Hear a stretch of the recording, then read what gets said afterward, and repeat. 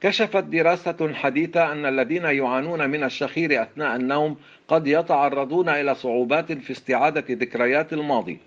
وقالت الدراسة التي قادتها الدكتورة ميليندا جاكسون من جامعة RMIT في أستراليا إن الذين يعانون من انقطاع النفس الانسدادي النومي، وهو السبب الرئيسي في الشخير، يستعيدون بشكل سيء ذكريات السنوات التي مضت، ويكافحون من أجل تذكر تفاصيل محددة مثل أسماء الزملاء أو رقم المنزل أو الشارع الذي اعتادوا العيش فيه في الماضي.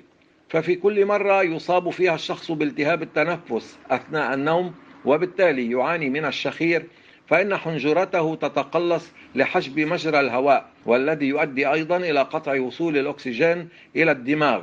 ويعتقد الباحثون أن هذا ما يدمر المادة الرمادية في الجزء المهم في الدماغ المسؤول عن تسجيل الذكريات.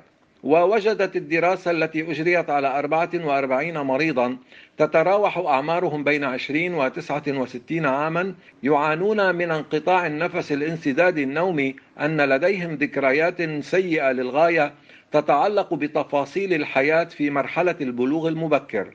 فعند مطالبتهم بإعادة سرد تواريخهم الشخصية، كانت لدى أكثر من نصفهم ذاكرة عامة، حيث ناضلوا لتذكر التفاصيل.